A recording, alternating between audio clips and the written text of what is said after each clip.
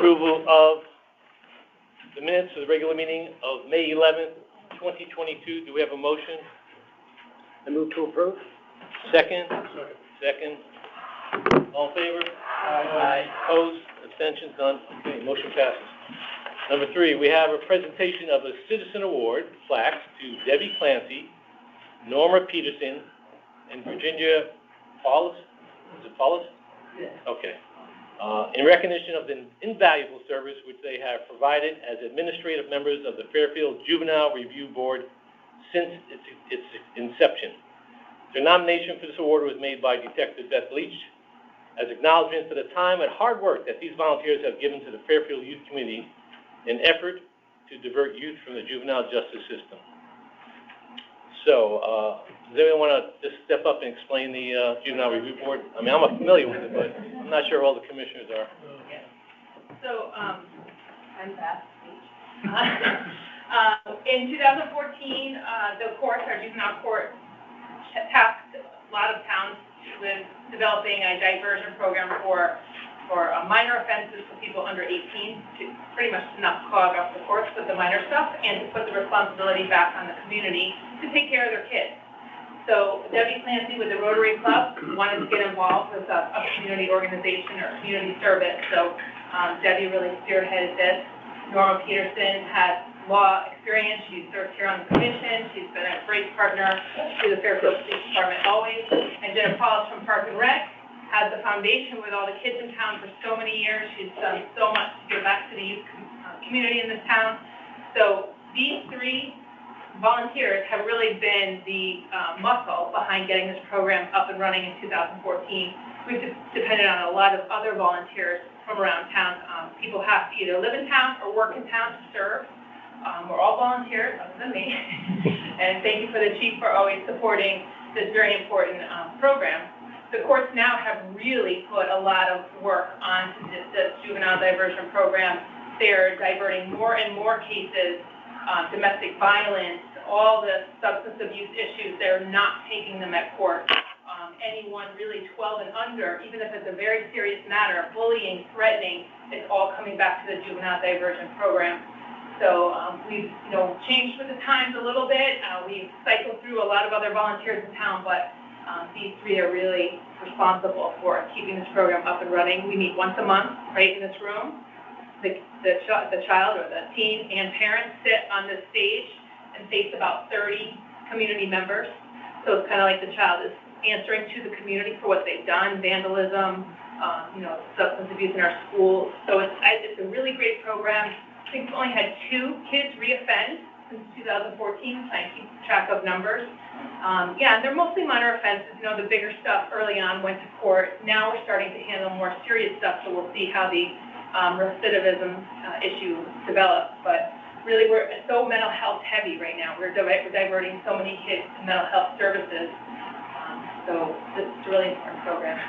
So thank you so much for this opportunity to recognize these 3 very important people to this program. It wouldn't be possible without them. Thank you. So may I have Jenna Paulus first? Take pictures.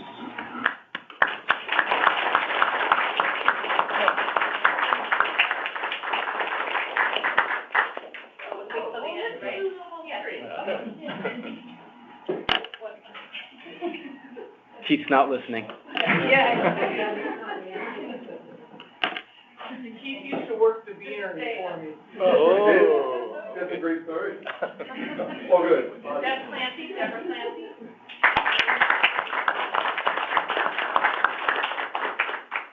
Thank you.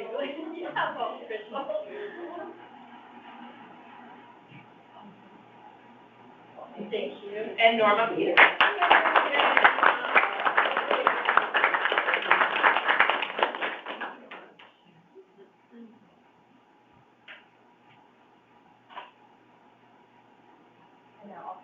Yeah, that's great.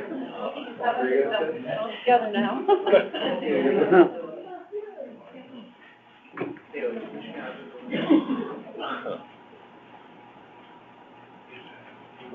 Take one with me. Take one. Well done. Yeah, you're gonna keep that. Thank You're you. gonna keep. Oh, yeah. Oh, yeah. Oh, yeah. Oh,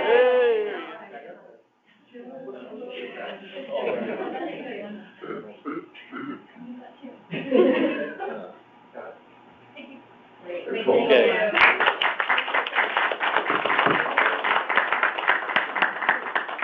Mr. Chairman, may I Debbie. say something, Oh, please? hold on, no, we have one of our commissioners like to speak. Yeah, I just want to thank everyone for your time. This is such an important program, especially during these times, and I know you give a lot of time and dedicated service, so I really thank you.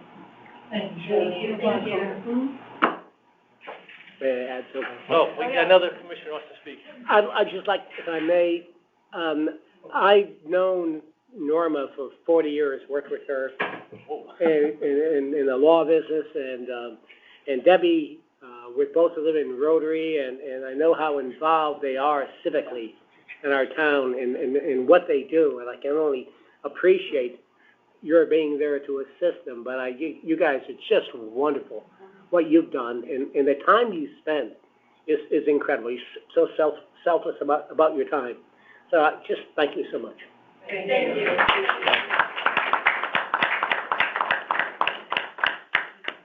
We have kids we have to keep out of jail.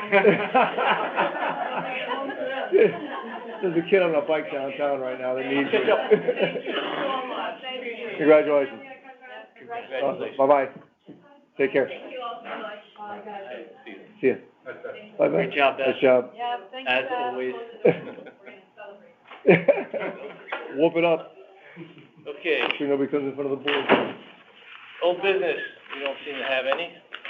New business, we have Commissioner Ambrose read this. A very generous donation of $1,090 worth of equipment was made by the Lake Hills Association to the Fairfield Police Dive Team in appreciation for all the work that the team has done for this organization.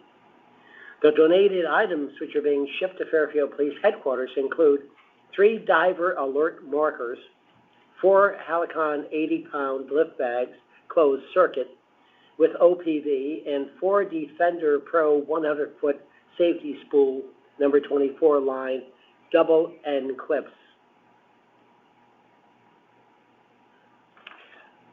Traffic surveys have been tabled this month due Okay, to, we gotta do a motion on this. so maybe we have, Yeah, go. All right, so we need a motion to I'll make accept. a motion to accept. Second. Second, okay, all in favor? Aye.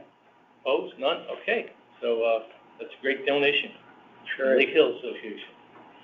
Okay, do the monthly report real quick, it's number 6 on the agenda. Anybody have anything on the monthly report? Yeah. Oh, go ahead, Commissioner Stone. Just the only thing that jumped out at me was in the traffic stops, down dramatically from the rest of the year, and I'm just curious why. So, go ahead. Commissioner, so we only have 2 traffic safety officers assigned to the unit due to staff shortages. We held back on moving officers over from patrol back to the traffic unit. So that's part of the reason. July 15th, we'll have 2 new officers assigned to the traffic unit, and you're gonna see those numbers start to escalate. Thanks, Hector, for that. Okay. In addition, we've had some staff shortages. It mostly happens at this time as a result of people using up their vacation time and things like that. So we have officers not only working double shifts, but then to, back to back to back on top of each other, but then to ask them to go out and do increased enforcement in certain areas. It's a heavy lift, especially when we're tiring them out with hours in the saddle. So not only to what Hector's point was, but also to that. So we'll pick it up in July. All right, and parking enforcement is up, see? Yes. $15,000 for the town of Fairfield, that's nice. Yeah. Motor vehicle accidents are trending up, but that's because probably of the lack of traffic enforcement, so. And you doubled your larceny arrest, that's very nice. Okay, anybody else have anything about the monthly report? Commissioner, so I'm working on the stats part where there's about 50 offenses and the year over year. Working with records and with Mike Paris through Next Gen to see if we can come up with a different automated report that's gonna it's labor intensive. You gotta run the report, manually enter them, update spreadsheets. Greg Carroll just ran a report for me that's very similar, it's just not as pretty. So I'm trying to find a way, not that those 50 offenses are pretty either, but just, gonna try to find something that's a little more, simpler to develop and easier to automate the system and put a date range in and get what we want. So I'm working on something to change it up in the future. Sounds good. I don't think anybody needs to know how many dead animals are on the roadway, so I'm gonna cut some of the, Roadkill, yeah. Anybody else have anything else on monthly report? Hearing none, okay, so we need, a motion to go into, to executive session. I'll make a motion to go into executive session. I second it. Okay, all in favor? Aye. Opposed? None? 4:41, executive session. Which one? All right, we're in. Listening, they know, right? Is that public? No. It was not public, it is now public. We're in public now. Okay, so when we give our votes, they'll know exactly what's Yeah, we're gonna do it right now. Yep. Yeah, people have researched it. We're gonna promulgate the list. New hires, we have Kristen Weirgatz, number 1, Fred Reed, number 2, Christian Luzak, 3, Jason Mazzacello, 4, and Ryan Chismadia, 5 for the new hires. And we have the laterals, number 1 is Mark Leao, 2 is Dominic Migliaro, 3 is Christopher Orgrink, and 4 is Austin Kasparian. We have a motion to accept that list. I move to accept the list. I'll second. Second, all in favor? Aye. Opposed? Abstentions? None? Congratulations, gentlemen. And what is the lady To there? adjourn. Oh, yeah, next. Motion to adjourn. Do we have motion to adjourn? Commissioner Lebo, second by Commissioner Stone. Leave these binders here? I'm giving you a second. All in favor? Aye. Opposed? None? All right. We're done.